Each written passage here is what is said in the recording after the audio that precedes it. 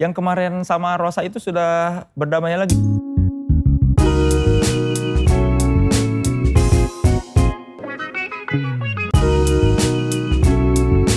Tripod Show, sit and relax. Halo saudara-saudara, selamat datang di Tripod Show, sit and relax. Bersama saya Soleh Solihun yang sudah sit dan sudah relax. Bintang tamu kita kali ini seorang musisi, pencipta lagu hits, seorang vokalis band, seorang ibu juga. Ya sudah tahulah namanya siapa pasti di judul ya. Tapi sebelum saya panggil, saya bacakan dulu Wikipedianya. Nama aslinya Meliana, lahir di Bandung 7 Januari 74. Ibu dari anakku lelaki Hud dan pria bernama Hud, dikenal sebagai Ratu Soundtrack. Dengan suaminya Anto Hud sukses menciptakan banyak lagu hits dan memenangkan banyak penghargaan di bidang musik. Oke, setelah Wikipedia sudah pasti saya bacakan dulu 3 statements yang akan kita konfirmasi apakah fakta atau hoax dari 3 statement itu. Yang pertama, Melly Goeslaw tidak bisa membaca not balok. Statement yang kedua, Melly Goeslaw benci belajar bahasa Inggris. Yang ketiga, sebelum berhijab, Melly ingin menghapus tato namun batal karena takut sakit. Oke saudara-saudara, langsung saja kita panggil Melly Goeslaw. Assalamualaikum. Waalaikumsalam. Asa di Bandungnya Baraya Unggul. Masih ketua GAS teh? Masih. Gabungan Artis Seniman Sunda. Sama Arman. Oh Arman apanya dia teh? Ketuanya 2 jadi Arman, laki-laki dan perempuan. Oh sama-sama ketua, nggak ada ketua 1 ketua 2? Nggak ada. Oh. Dan nggak ada gantinya. Daun udah naik jadinya ketua terus. Jadi ketua seumur hidup. Karena nggak ada yang mau. Gitu. Oke, kita konfirmasi dulu ya dari 3 statement yang pertama. Melly Goeslaw nggak bisa membaca not balok, gimana itu teh? Benar. Jadi dari dulu tuh bikin lagu tidak pernah. Nggak bisa baca not balok, nggak bisa main alat musik. Humming aja, humming teh ngahariring gitu kalau orang Sunda bilang. Bersenandung. Bersenandung ya humming. Direkam, dulu mah kan handphone belum ada itu ya, belum bisa ngerekam jadi di Walkman gitu. Terus jadi udah dikasihin ke temen dulu yang bisa main musik, terus dibikinin chordnya. Bisa sih kalau misalnya kayak ke Mas Anto, bukan ke situ gitu, salah tapi nggak tahu itu D, C apa-apa, tapi bisa gitu, kupingnya ngerti, bukan ke situ sampai diraba-raba sampai tahu. Cuman kalau Mas Anto kan karena udah lama, kita udah 25 tahun nikah jadi udah paham. Si Melly paling kalau nggak kesini gitu. Oh arah pergerakan nadanya teh. Jadi dari dulu juga ngasih tahu, enggak gitu, nadanya kesini sambil nggak tahu itu teh apa kuncinya. Namanya apa, iya. Cuman tahu rasanya aja. Tapi berarti intuisinya bagus banget ya karena lagunya hit semua. Alhamdulillah, alhamdulillah. Kesulitan nggak waktu itu buat menerjemahkan apa yang ada di kepala? Kesulitan. Makanya kebanyakan hampir 90% kalau lagu saya di aransemennya sama Mas Anto. Karena saya lebih gampang komunikasinya gitu, dia lebih paham. Kalau sama yang belum kenal bingung? Bisa juga, cuman ya makan waktu aja gitu. Oke, statement yang kedua. Melly Goeslaw benci belajar bahasa Inggris. Betul. Sampai sekarang? Sampai sekarang saya terlalu mencintai Indonesia. Tapi speak English bisa? Nggak bisa. Masa? Nggak bisa, saya nggak bisa bahasa Inggris. Jadi dulu kalau setiap pelajaran bahasa Inggris tuh mabal terus ya di sekolah. Sampai pada suatu hari kalau pas saya masuk sama gurunya tuh dilengkap. Jadi kalau misalnya dari namanya siapa ke Melly itu tuh dilengkap langsung ke nama yang lain. Saking nggak pernah masuk, udah dianggap nggak ada gitu. Tapi lulus gening. Lulusnya mah. Nilainya berapa? Bahasa Inggris unggul yang jelek. Berapa? Lupa berapa tapi jelek lah bahasa Inggris mah. Merah gitu? Jadi waktu habis lulus SMA juga. SMA tadi mana? BPI. 5? BPI. BPI daftar ke STIEP sama STE PKP. Dua-duanya nggak lulus karena soal yang bahasa Inggris nggak ada yang diisi satu juga.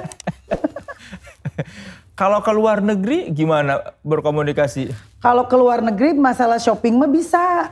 Gimana komunikasinya? Bisa, misalnya waktu itu tuh kan nggak sama Mas Antoni sama teman-teman. Yang 2 udah kecapean, jadi wah udah gue nunggu di hotel gitu. saya tetap aja pengen belanja gitu. Ada sepatu yang saya naksir gitu karena seneng banget pokoknya kalau beli tuh senangnya beli sepatu. Sepatunya nomor 38, tapi kan saya 39, jadi saya bilang I like this but up one number. Dan udah ngertiin tapi terus udah dibawain nomor 39. Berarti kalau buat yang penting buat hidup mah ngerti ya. Ngerti lah. Berarti nggak bisa belanjanya di yang nggak nawar ya, karena kalau nawar repot. Kan pakai kalkulator. Kalkulator how much gitu. Dia ini terus ya udah diturunin ditulis juga aja di kalkulator. Bisa lah pokoknya mah. Ya yes I do mah bisa lah ya. Tukang SD sama Anadu. no smoking bisa. No smoking. Yang terakhir nih, statement ketiga. Sebelum berhijab katanya Melly ingin menghapus tato tapi batal karena takut sakit. Iya pengen hapus tapi pertama takut sakit. Katanya kan banyak yang dibesarkan di kampung gitu ya, di Bandung, Jalan Jakarta. Itu lingkungannya emang lingkungan madrasah. Jadi memang dari kecil tuh udah yang namanya ngaji itu udah jadi makanan sehari-hari. Jadi dari dulu sebenarnya udah pengen berhijab. Karena suka mikir gini, apa ya yang bisa saya lakukan yang bisa istiqomah kayaknya cuma berhijab. Maksiat pastilah masih pengen maksiat ya, ngelihat itu lalaki-lalaki K-pop kan ya. Terus Zinah mata lah ya. Zinah mata, terus gibah pasti nggak bisa gitu ya. Ya menutup aurat lah gitu. Bukan hijrah dalam arti terus jadi gimana, menutup aurat aja gitu. Itu yang bisa saya lakukan untuk Allah, menutup aurat sama sholat. Minimal kebaikan yang lebih mudah dikerjakan. Yang paling mudah. Ya. Terus bagaimana perubahannya setelah berhijab ke karir dan ke kehidupan pribadi? Ya pertama ya itu tadi kenapa mondok mayong gitu ya kalau bahasa Sunda mah. Maju mundur, hijab jangan karena pikirannya kalau nanti berhijab gimana ya secara jobnya tuh kebanyakan kalau potret kan di klub-klub gitu ya. Yang jam 1 baru naik panggung jam 1 malam. Gimana ya nanti?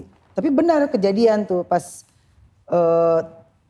akhirnya memutuskan hijab tuh pas tahun berapa? 6 tahun lalu. Memutuskan berhijab 2 tahun gak ada kerjaan. Potret kan? Potret sama Melis semuanya pokoknya gak ada kerjaan 2 tahun. Untung menciptakan lagu kan ada royalti. Jadi ya dari situ aja kita ini. Karena saya sama suami dua-duanya dari manggung, dari berkesenian gitu. Terus diajakin sama Bang Opik, yuk Mel ikutan charity aja. Itu ini ada acara charity Palestina. Ya fee-nya ya jauh lah ya sama nyanyi biasa gitu. Itu dilakukan kurang lebih 2 tahun. 2 tahun tapi alhamdulillah ya enjoy gitu. Dan terus mikirnya ternyata jobnya bukannya jobnya hilang tapi mungkin dipilihin gitu sama Allah dipilihin. Kalau dulu saya jam 1 baru naik panggung. Pas udah hijab tuh acara-acara yang charity itu tuh jam 10 pagi udah di rumah lagi karena acaranya habis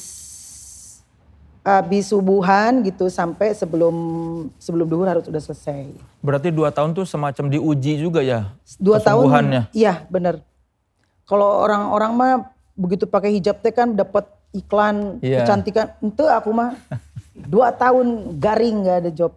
Sempet ada rasa ingin mundur gak? Sempet tapi bukan pengen copot lagi ya, bukan, tapi kayak yang lebih ke minder sih gitu.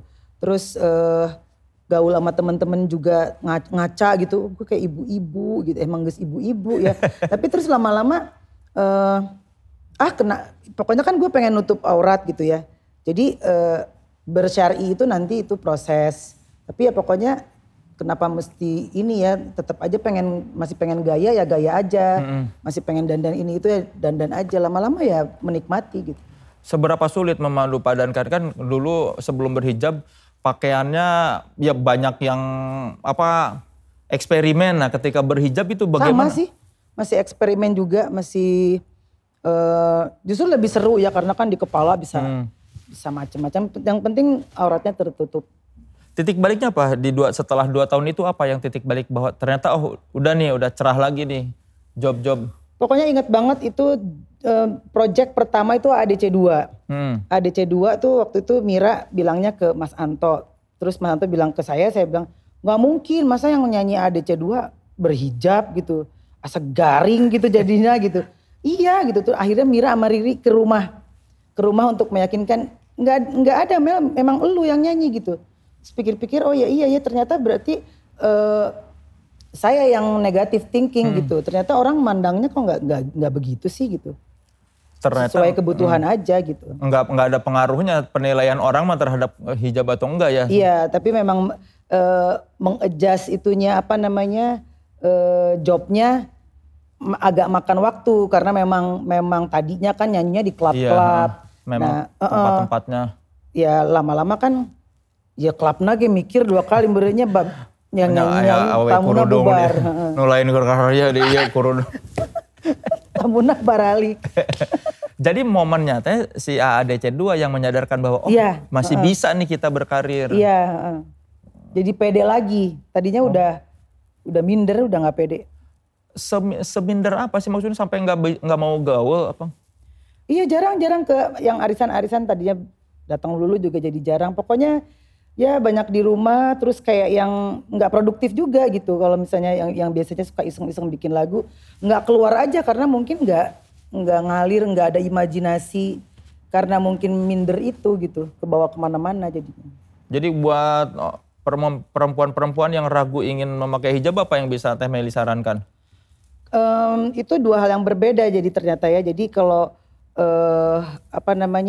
udah panggilan ya dipakai aja, dipakai dengan niat yang memang untuk Allah. Nanti keadaan setelah itu ya harus dijalankan seiring dengan waktu akan santai sendiri. Dan zaman sekarang mah bermusik pop pun bisa berhijab ya? Iya, dan hijab sekarang kan fashion juga gitu. Maksudnya macem-macem model syar'i juga seru-seru gitu. Jadi masih buat anak-anak muda masih inilah. Kan sudah banyak penghargaan di bidang musik. Yang belum didapatkan oleh Melly Goeslaw di musik itu apa? Apa ya? Enggak ada sih, enggak naon ya. Bermusik ya kan bikin musik buat film udah. Saya nggak neko-neko sih, nggak ada ini. Yang penting bisa menjalankan yang seperti sekarang sampai memang udah nggak bisa dijalankan lagi gitu. Waktu mulai bermusik, siapa sosok yang menginspirasi untuk jadi musisi? Mama. Jadi karena mama sama papa itu berpisah dari kecil. Dan papa saya kan penyanyi gitu ya. Jadi si mama tuh punya keyakinan, nih gue bisa ngebesarin anak lu jadi penyanyi tanpa lu gitu, kayak gitulah. Jadi dipaksa-paksa dulu waktu kecil tuh kalau nyanyi dipaksa-paksa. Karena memang dari dulu senengnya baju. Jadi kalau misalnya mau ikutan festival tuh disogoknya pakai baju. Sok mau menang kayak dibelikin baju anyar gitu. Ntar kalau menang dibeliin baju baru. Seneng kan dan suka menang terus. Lama-lama tetap gak suka juga sampai akhirnya masuk Elvasis Shoria ya.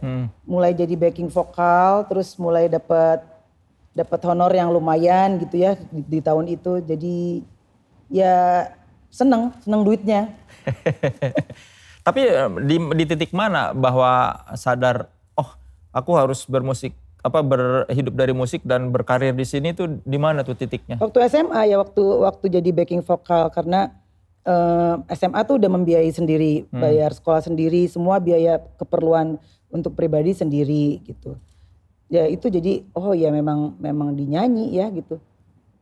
Apalagi pas setelah lulus SMA, kuliah juga nggak masuk kan, tes nggak masuk, ya udah memang dinyanyi, ya udah dijalanin aja.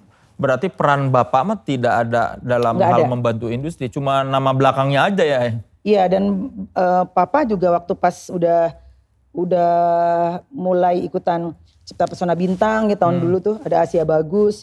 Itu juga dia cuman nganter aja gitu, nganter terus nggak pernah mau, selalu bilang sama orang yang di situ, pokoknya kalau misalnya jelek aja ya, jangan karena anak gue lu masukin gitu.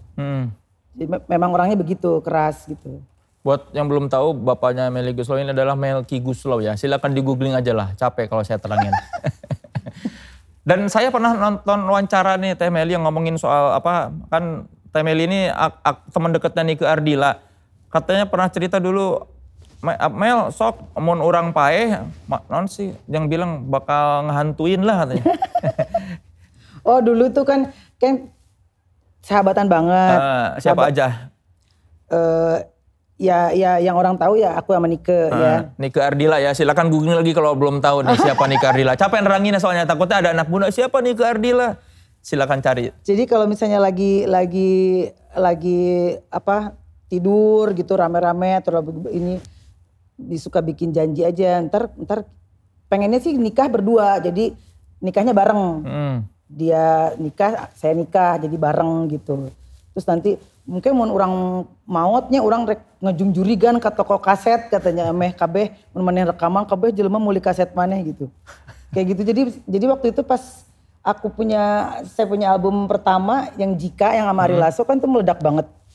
Di tahun itu tuh sampai toko-toko kaset tuh sampai yang ditulis album Jika habis.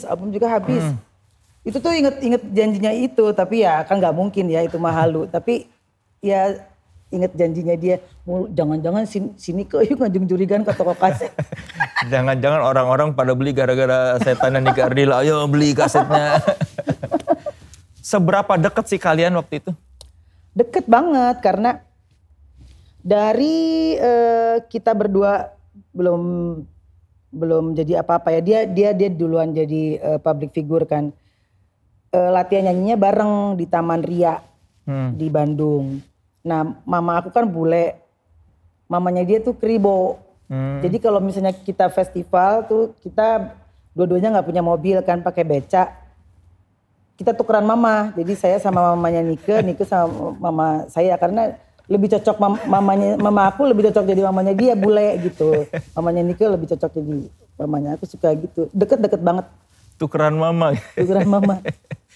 Waktu yang paling dikangenin sama Nike Ardila apa waktu dia meninggal tuh? Yang paling dikangenin ya banyak ya, karena kan deket banget. Baiknya sih, baiknya tuh nggak ada sih, sampai sekarang saya nggak nemu orang kayak gitu. Jadi kalau misalnya dia belanja tuh ke luar negeri gitu, dia tuh hobinya shopping. Jadi kalau pulang tuh pasti bawa 4 koper banyak pokoknya. Di tahun itu tuh segitu udah luar biasa banget. Itu dia panggilin semua teman-temannya, sih itu datang, Kak dia mana datang. Suruh pilih, sisanya buat dia. Oh. Jadi kalau saya tanya, mana itu lebar eta sepatu, pokoknya sepatu apa semua yang lagi tren saat itu mahal gitu ya. Itu naon langke kan saya bisa beli lagi gitu. Oh, saya nggak pernah nemu. Iya, emang itu terlalu baik sih kayaknya. Terlalu baik. Makanya pencintanya juga sampai sekarang kan. Biasanya kan orang mah dipilihin dulu. Iya. Kalau nggak dikasih nih buat kamu ini mah suruh milih. Suruh pilih, sisanya buat dia. Tapi teman-temannya tahu diri nggak atau emang pada nggak tahu diri tuh? Banyak yang nggak tahu diri sih. Mangpang mengpung. Kalau ngomongin penyanyi, kan sudah bekerja sama dengan banyak penyanyi. Bagaimana mendeteksi seorang itu punya bakat di nyanyi? Intuisi aja kali ya. Feeling kalau Mas Anto bilangnya kamu tuh bisa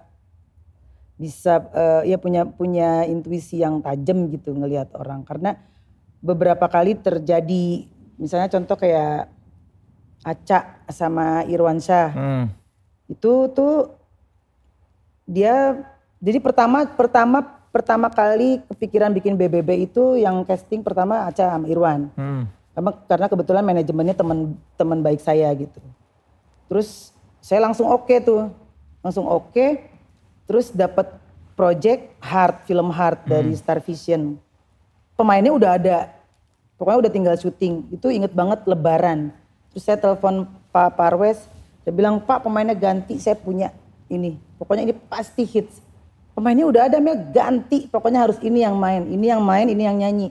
Jadi waktu hari Lebaran itu buka kantor Star Vision, buka khusus buat casting Aca sama Irwan. Dan akhirnya dia yang main, dia yang nyanyi, meledakan itu My Heart. Jadi itu. Siapapun itu yang tadinya main Heart itu diganti karena saran Melly Goeslaw gitu ya? Iya. Kok bisa Pak Parwes setuju? Karena saya maksa. Kan Parwes kan deket banget sama saya karena dulu kan dia juga sama Nike kan, produksi filmnya Nike zaman yang Kabayan. Kabayan. Jadi sama saya udah kayak teman banget gitu. Jadi ya buat ini ya udah di casting dulu aja lah Aca sama Irwan. Ya udah casting karena abis lebaran itu berapa hari kemudian mau syuting, jadi ya mau nggak mau harus casting hari itu gitu. Tapi intuisinya tuh atas dasar apa? Kan intuisi pasti karena ngelihat apa gitu. Nggak tahu ya, feeling aja. Marcel Siahaan juga itu. Jadi waktu itu drummer aku tuh putus cinta gitu ya. Naik gunung. Kebetulan mau acara tahun baru New Year, nggak punya drummer dong saya.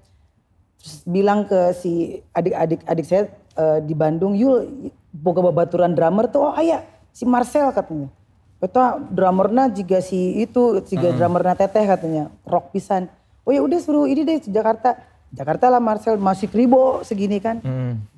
Saya pokoknya dia belum main drum, belum apa, saya udah ini mah harus jadi artis. Terus udah main drumnya nggak cocok, terlalu keras. Dia dari hardcore suruh bawain pop ya. Pulang ke Bandung balik dia, si Pak Iman Warner telepon. Ini lagu Hanya Memuji mau di repackage katanya, tapi maunya diduetin. Ada nggak Mel kepikiran nggak siapa gitu duet buat Santi cowok? Ada, orang Bandung Marcel gitu. Setengah tahu terus saya telepon adik saya si Yuli. Yul si Marcel bisa nyanyi tuh itu nyawa. Pokoknya mah ditanya nyanyi wala pokoknya bisa nyanyi. Alhamdulillah bisa nyanyi langsung dikontrak 3 Padahal album. belum pernah, ya maksudnya kan cuma ngelihat kribonya doang. Iya ya pokoknya feeling aja. Feeling. Siapa lagi selain Irwan, Aca, Marcel yang ternyata ini jadi? Siapa lagi ya yang itu? Waktu BBB gimana itu BBB? BBB banyak, kalau BBB castingnya akhirnya kan karena Aca sama Irwan udah masuk ke film dan udah topnya Aca Irwan gitu ya, jadi kayak duet gitu.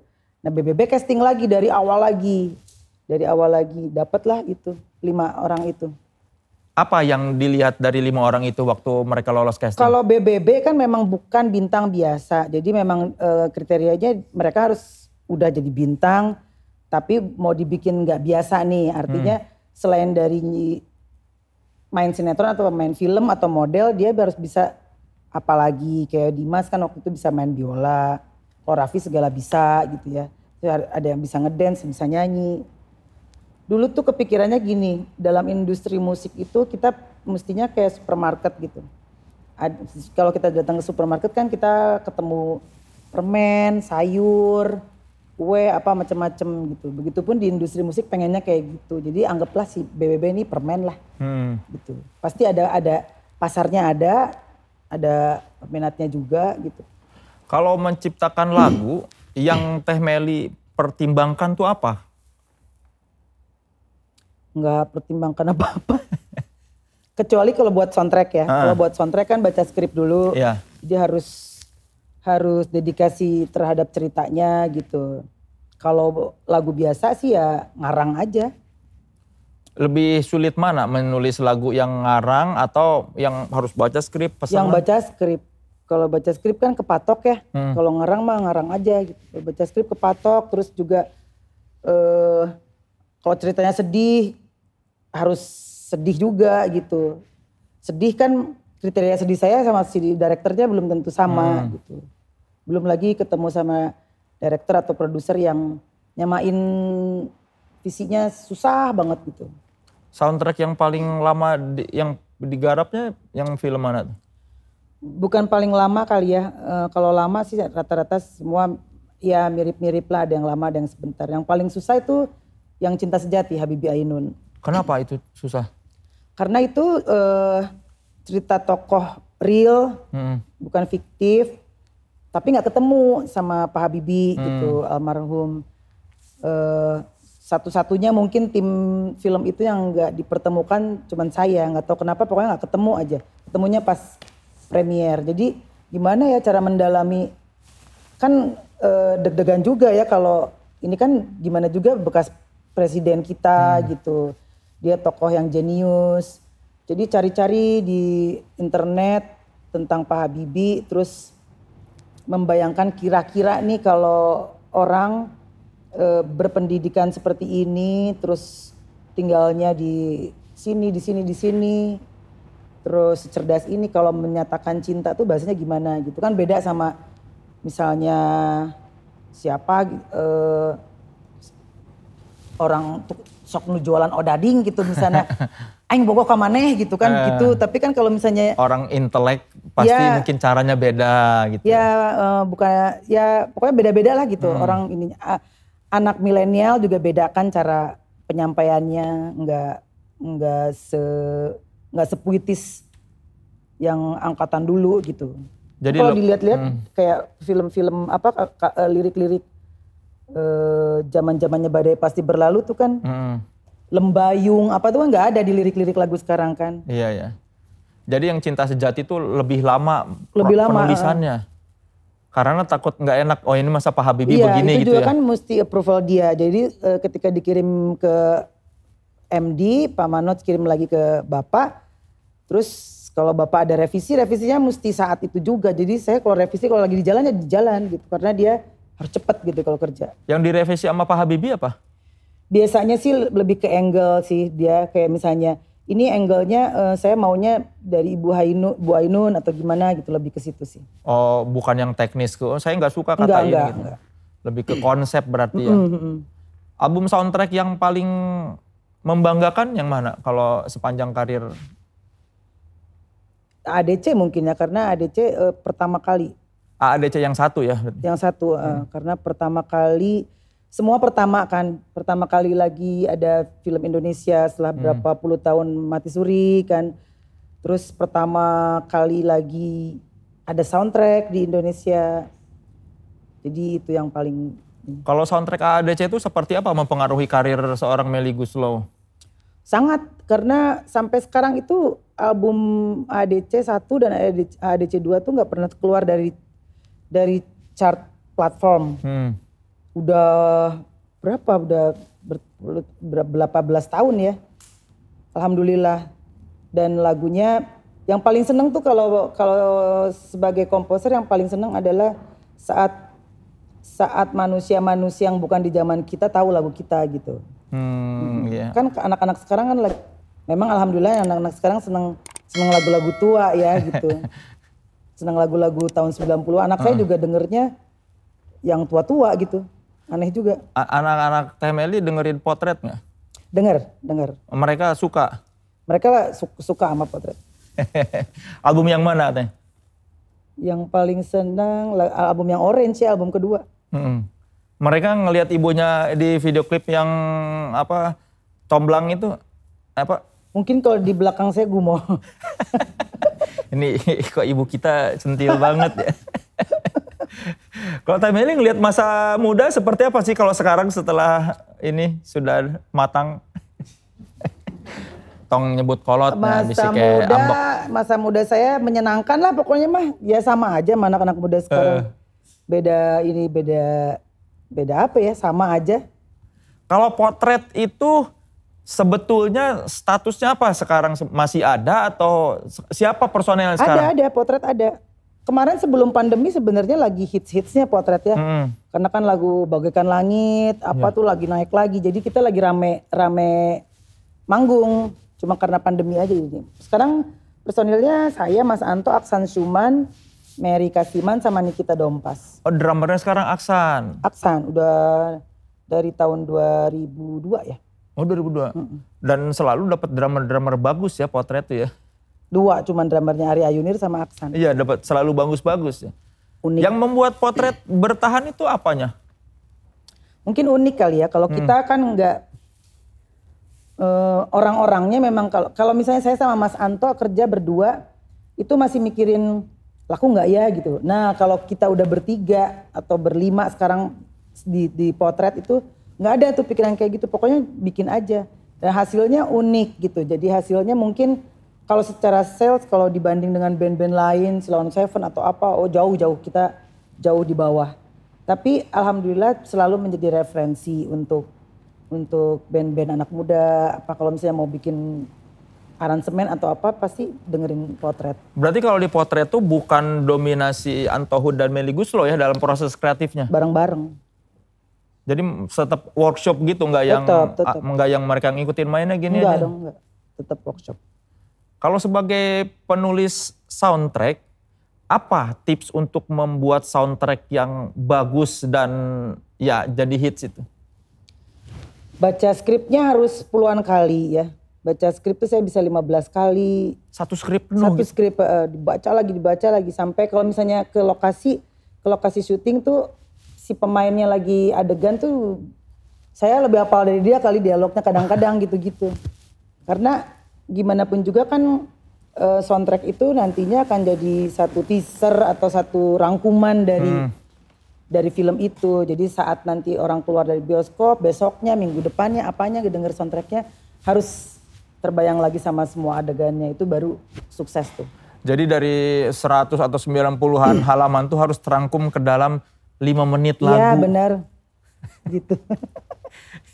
Pusing ya? Pusing. Berarti sebetulnya selain sutradara dan pemain, penulis soundtrack juga itu lebih mengetahui lagunya mungkinnya dibandingkan. Iya. Kalau nggak banyak PH yang menganggap pembuat soundtrack itu adalah pemain kesekian. Jadi misalnya ada 5 pemain, dia pembuat soundtrack adalah pemain ke-6 gitu.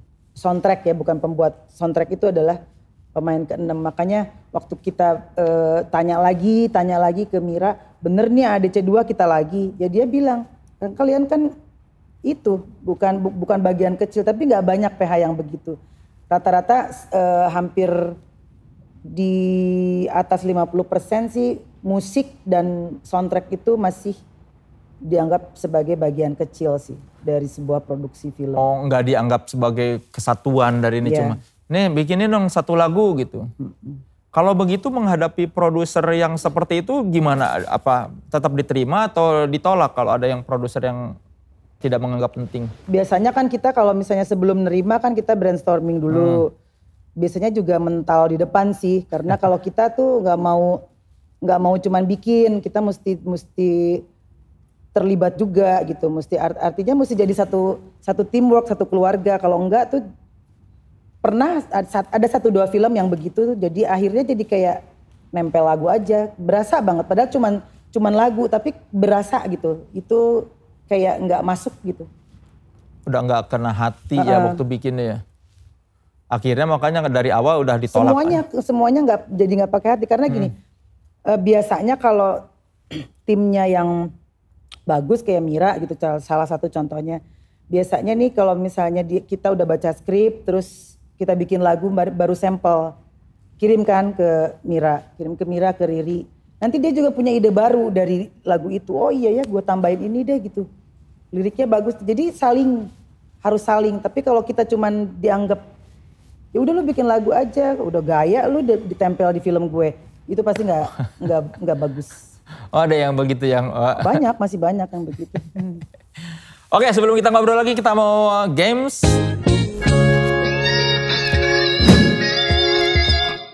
Ini namanya gamesnya likes, follow, stalking. Jadi kalau saya bakal bacain 3 hal, nanti Teh Meli pilih dari 3 hal itu mau yang mana yang mau di likes, mana yang di follow atau stalking. Like ini kalau suka, follow ini kalau suka terus pengen tahu lebih. Stalking itu cukup tahu aja.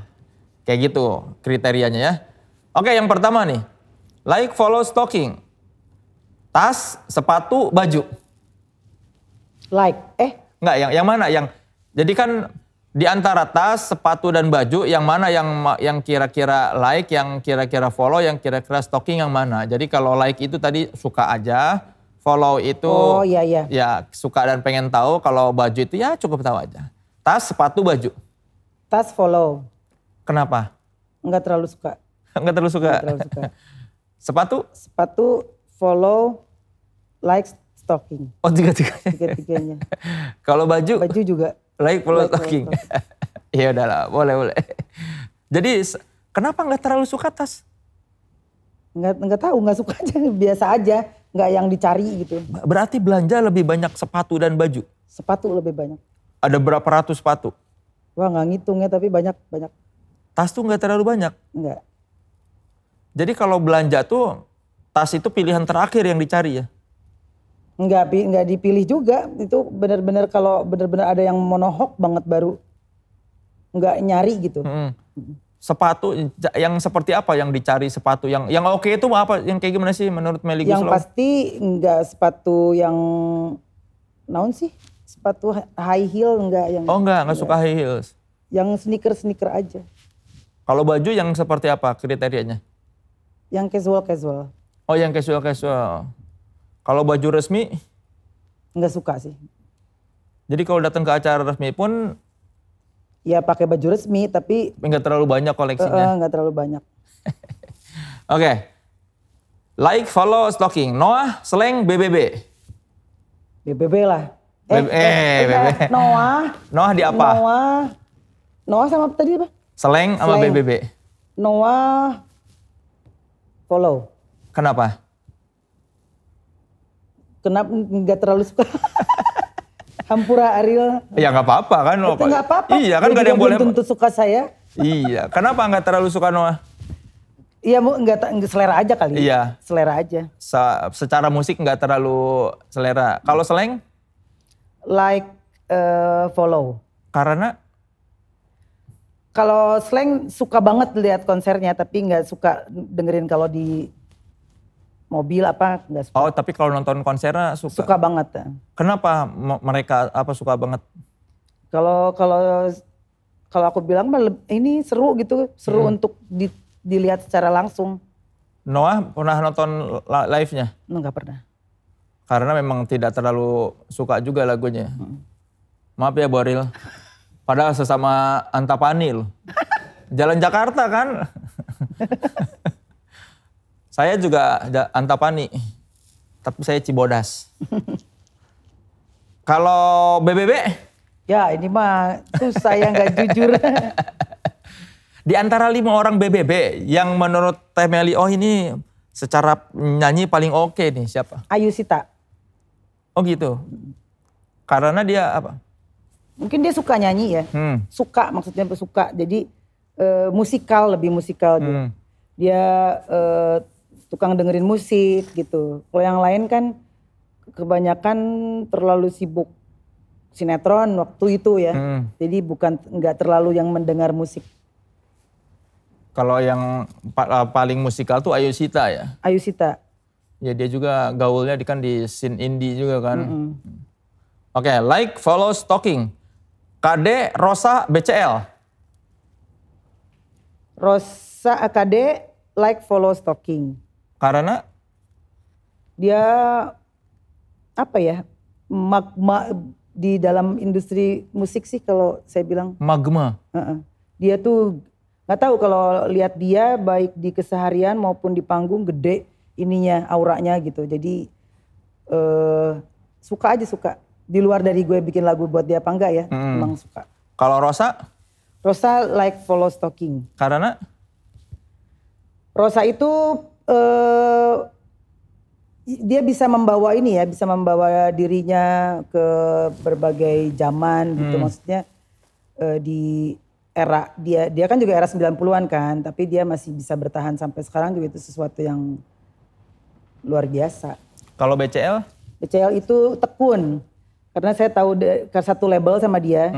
Saya tahu dari dia dianggap sebagai pemain sinetron yang bisa nyanyi aja sampai dia dianggap sekarang sebagai penyanyi profesional, itu perjuangannya luar biasa. BCL dan juga tekun. Like, follow, stalking. Yang kemarin sama Rosa itu sudah berdamai lagi akhirnya? Follow-in. Udah dong. Udah, berapa lama berantemnya? Enggak lama. 2 tahun. Lama dong 2 tahun. Enggak lama, udah selesai. Enggak lama. Apa dia? Dia minta maafnya kayak gimana sih? Oh, kalau dia ke rumah, dia memang orangnya apa ya? Kalau misalnya punya masalah sama siapapun dia harus selesai detik itu juga gitu. Takut itu bisa sare gitu. Jadi dia ke rumah. Jadi nggak lama ya buat yang nanya udah follow-followan lagi. Udah dong. Kirain langsung ke Aing Blok ya, Rosa, Sumedang nanti. Mungkin tadi baru tahu Sumedang deh. Katanya sekarang lagi cinta banget drakor. Iya. Apa sih serial apa? Oh lagi nggak nonton sekarang, udah bosen. Kemarin aja pas lockdown yang kemarin yang awal-awal. Jadi gara-gara apa di rumah aja, jadi drakor. Iya. Siapa yang ngenalin? Ibu-ibu lah, ibu-ibu di grup nonton ini. Terus nyobain satu ternyata rame, jadi. Apa yang dicobain pertama kali tuh? Goblin. Goblin itu tentang apa sih? Tentang malaikat pencabut nyawa yang bersahabat sama iblis. Bodor kan? Bodor itu teh. Emang serial komedi? Enggak sih, romantis. Tapi bodor kalau dari angle saya mah bodor. Apa yang bodornya? Ya eta, malaikat pencabut nyawa satu rumah sama iblis, kumaha tah. Korea memang imajinasinya Iya, luar biasa ya. Iya. Terus selain Goblin apa? Selain Goblin apa ya? Descendant of the Sun ya. Terus itu apa? Tentang apa? Tentang tentara yang pacaran sama dokter. Tentara yang perang, pacaran sama dokter. Dokternya ke tempat perang. Terus yang paling suka mah itu Goblin. Karena ceritanya sama atau? Nokdu tuh. Nokdu tuh. Dan diceritakan gue mulai ngerti. Iya kan siapa tuh yang ngerti. Kan daripada bertanya-tanya ini apa, mendingan terangin. Nokdu itu si cowoknya itu mau mencari siapa pembunuh bapaknya, siapa pembunuh yang di desa itu. Jadi dia masuk ke desa janda namanya. Desa janda tuh penghuninya perempuan semua, jadi si cowok itu nyamar jadi cewek. Lucu itu, sok ditonton pemirsa Nokdu. Desa janda. Ayah-ayahnya Korea mah. Tapi sekarang udah enggak? Udah enggak. Karena udah enggak di rumah aja. Iya, sekarang udah ada kegiatan. Emang segimana ininya sih, drakor tuh segimana nyedot perhatian? Waktu itu sih ya nyedot banget, nggak ada kerjaan lain kan, di rumah aja gitu. Kalau soundtracknya yang paling bagus di antara tiga itu mana? Goblin lah. Goblin? Goblin. Kenapa dia paling bagus soundtracknya? Goblin satu semua bagus, dia paling bagus itu udah. Oh jadi dari cerita, dari soundtrack? Dia cerita, soundtrack, pemain menurut saya ya. Karena saya suka Gong Yu.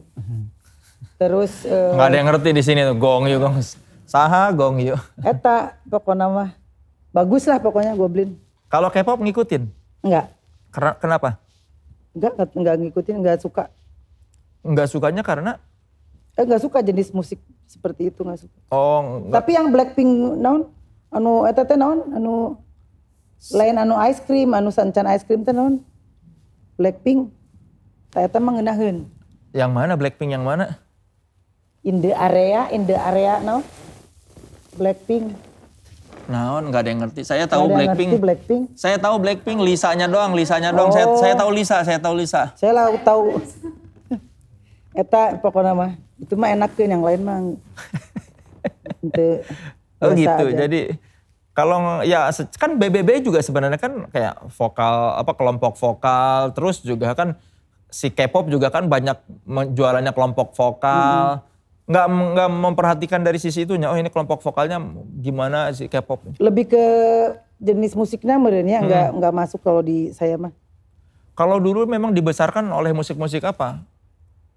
Kebanyakan sih mama sih dengerinnya yang jazz ya kalau si mama. Jadi udah dulu mah kalau beli kaset, saya kaset Sanggar Cerita bukan kaset nyanyi. Dulu waktu kecil. Kaset Sanggar Cerita. Nah mama kalau dengerin lagu ya jazz, dia senangnya jazz. Tapi nggak jadi musisi jazz ya tumbuhnya tuh. Gagal berarti sih. Kalau di pergaulan dulu apa pengaruh musiknya? Nggak ada ya, kalau di jalan Jakarta kan, saya kecilnya di jalan Jakarta, Jalan Serang. Di Jalan Jakarta mah lingkungannya ya ke masjid deui. Kalau sore tuh ya ke masjid ngaji gitu. Nggak ada musik. Jadi pengaruhnya jazz aja itu? Mama pokoknya yang kekeh, jadi tiap hari Minggu tuh dibawa ke Taman Ria. Ke Taman Ria untuk nyanyi di Taman Ria teh. Di HAPMI, Himpunan Artis Penyanyi Musisi Indonesia di Taman Ria. Itu tuh angkatan saya tuh ada Nike, ada Inka Kristi, terus siapa lagi ya? Ani Ibon, Ina Rawi, terus Mel Sandi. Oh Mel Sandi semua juga jebolan Taman Ria. Oh, kalau Ale sama Abe udah kelihatan bakat musiknya nggak? Ale sama Abe bermusik. Abe udah punya album, tapi ya genrenya apa ya, dia hip hop ya. Ale lebih ke nge-DJ, Ale suka nge-DJ. Mereka suka minta komentar orang tuanya nggak, saran? Enggak masuk juga, dia tahu nggak masuk musiknya. Bapak ibunya nggak akan. Kita yang suka minta saran ke mereka sekarang. Oh gitu. Dia kalau bikin lagu didengerin ke mereka, mereka suka kasih komen, ibu nggak banget gitu atau bagus gitu. Ada juga yang dibilang nggak banget gitu ada. Apa? Ada lagu-lagu yang dibilang nggak banget ya udah kita pendem aja. Oh jadi filter pertama anak-anak. Anak-anak. Kalau anak-anak nggak suka, udah nggak jadi direkam. Jadi demo-demo tuh langsung didengerin pertama kali. Bahkan sekarang ada 3 lagu yang mereka aransemen. Oh, karena mereka suka terus ya udah diaransemenin aja gitu. Saya sih minta tolong, coba ini Ale aransemen gitu. Yang agak ngedance tuh masuknya ke Ale. Abe yang ada aneh-aneh juga Ale. Abe tuh dia, kalau Abe lebih komersil daripada Ale. Ale lebih apa ya, aneh lah. Dia di dunia lain dia. Seleranya lebih ini cutting edge. Yang lebih mirip ibunya siapa? Abe yang kecil. Kayak Ale, gimana? Gemuk. Kieu juga ibunya cuma gak di jilbab. Kalau sifat apa mirip juga? Sifat, iya Abe mirip juga. Doyan makan gitu, sama persis. Ale sama persis Mas Anto. Oh jadi yang pertama ke bapaknya, yang kedua ke ibunya. Adil.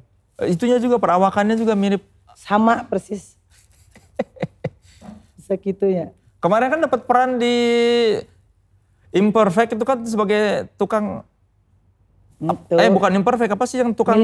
Mili Mamet review makanan. Itu seberapa dekat dengan sosok aslinya Melly Goeslaw? Gitu memang. Saya Mama Ice. Mama Ice ya memang gitu. Ya Ernest juga ngasihnya kali karena kan bukan pemain jadi gak bisa acting, yang ngasihnya ya yang sesuai suka dilakukan sehari-hari kali. Emang suka nge-review makanan.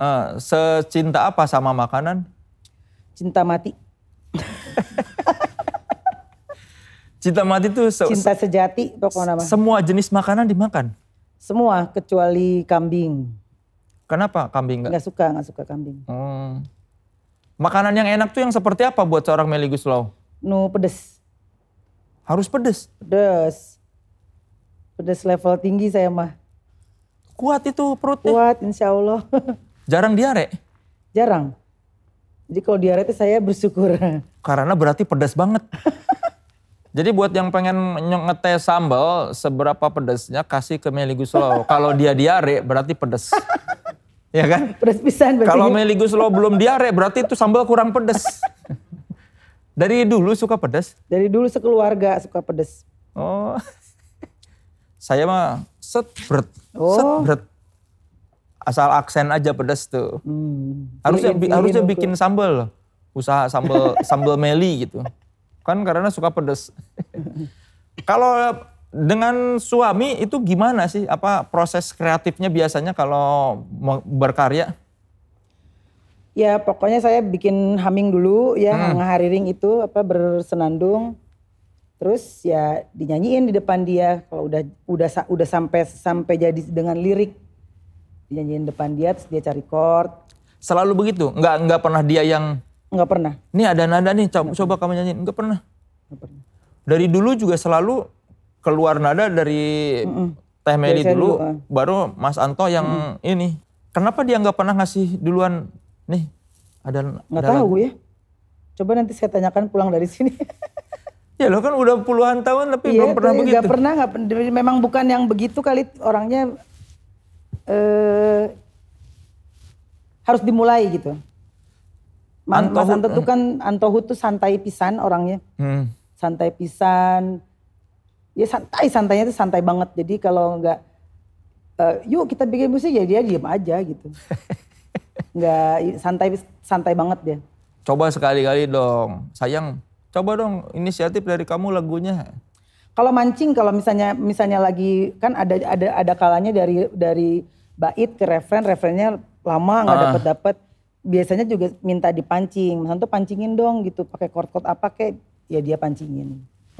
Tapi selalu awalnya tuh dari saya. Gitu.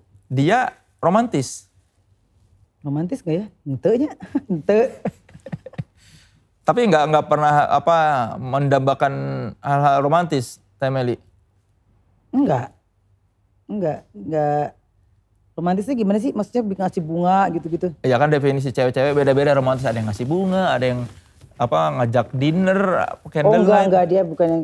Kebetulan saya juga bukan yang tipe senang digituin sih. Jadi waktu kita pacaran 3 bulan, 3 bulan itu juga bukan yang diapelin apa gitu. Jadi karena saya senang main sama teman-teman daripada sama pacar. Makanya cocok sama Mas Anto. Oh. Dia juga males ngapel.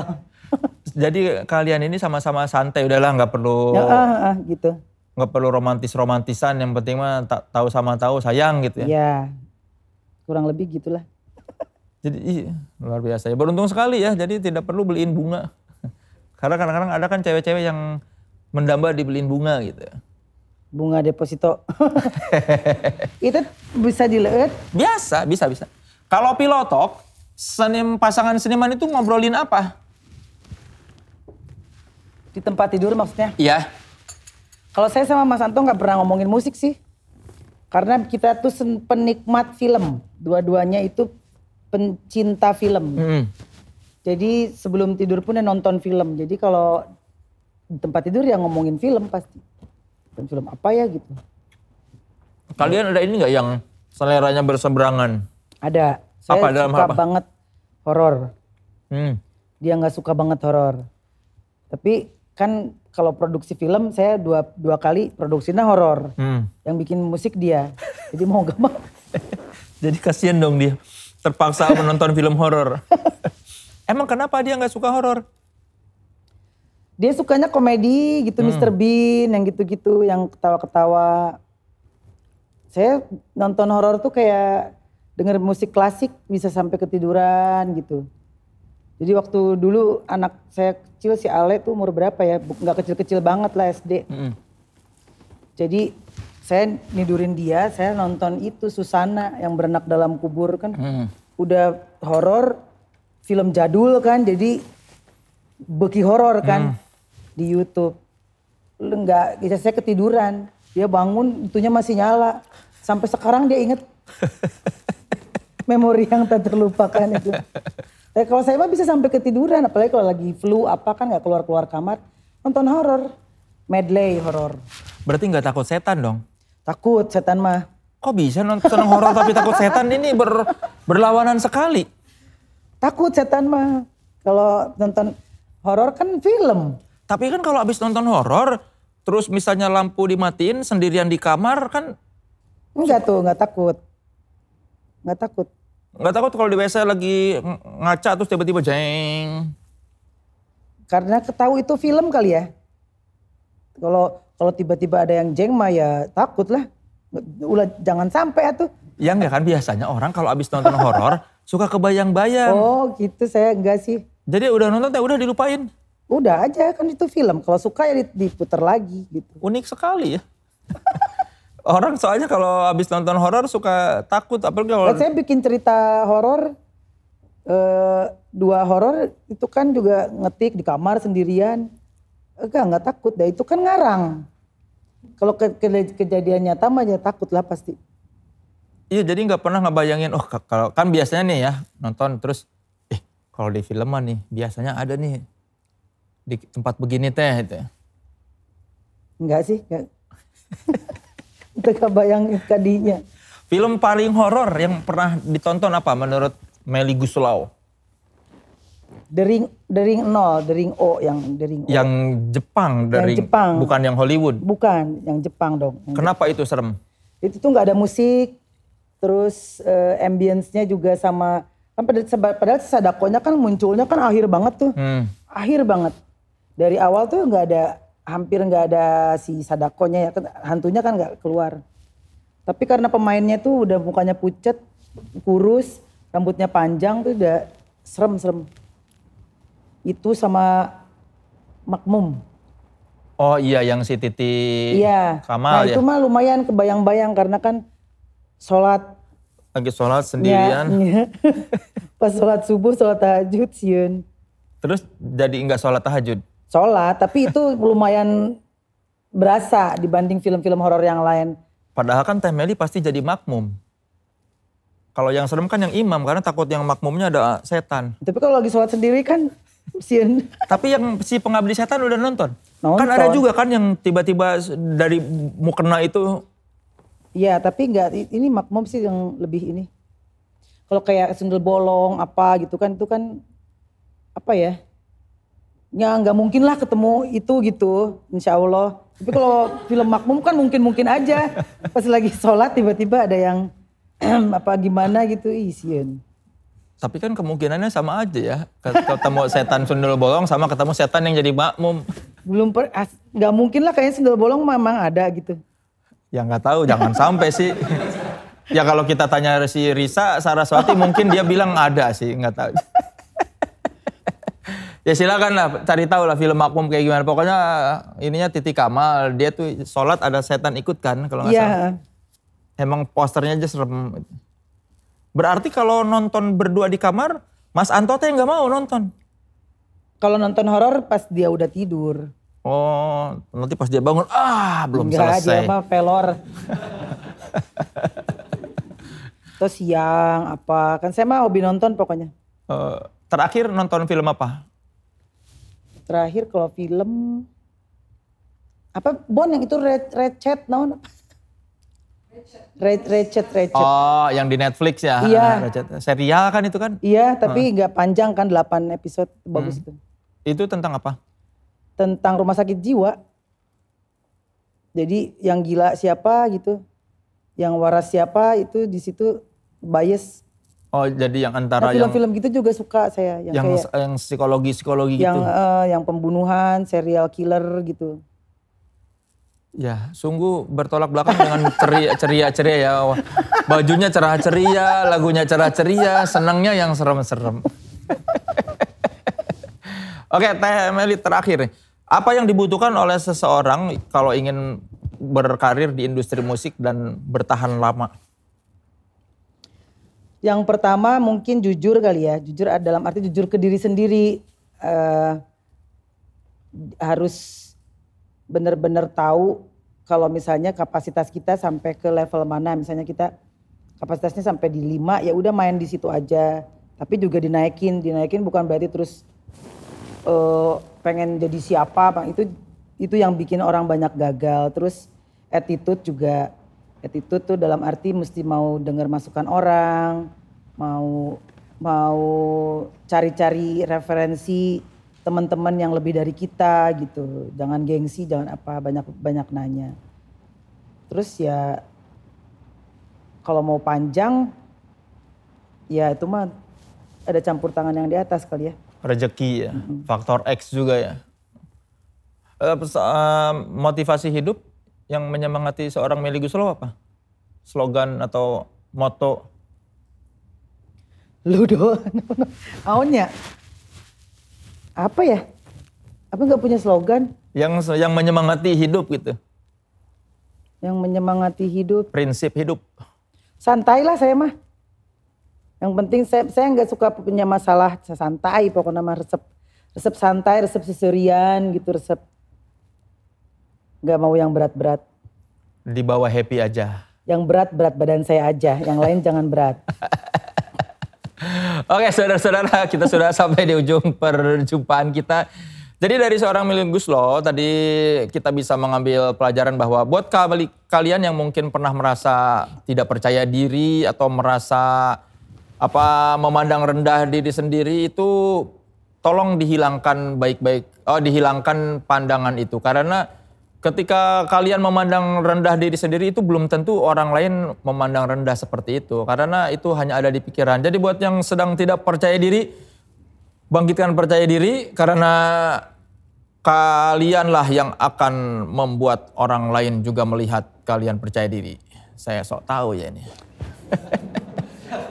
Ya intinya mah gitulah, disuruh ngasih konklusi nih panitia nih, aduh susah loh saya ngobrol terus nanti obrolan setengah jam harus dicari konklusinya nilai positif. Saya jadi kayak moderator webinar. Ya intinya seperti kata Melly Goeslaw dan Anto Hoed, dibawa santai saja ya. Buat yang mau berkarir di musik, silakan berkarir di musik dan nilai tahu diri di mana berada ya. Itu seperti kata Melly Goeslaw. Oke, terima kasih Melly Goeslaw sudah datang. Sama-sama, makasih juga udah diundang. Ya, sudah datang di Tripod Show. Kita doakan semoga karir Melly Goeslaw bersama suaminya Anto Hoed dan juga bandnya Potret semakin bersinar. Amin. Dan job-job soundtrack atau job-job memproduseri lagunya makin lancar. Amin. Sampai jumpa di Tripod Show berikutnya dengan bintang tamu yang juga akan membuat kalian sit and relax. Saya Soleh Solihun. Melly Goeslaw. Salam Tripod Show, salam sit and relax, love.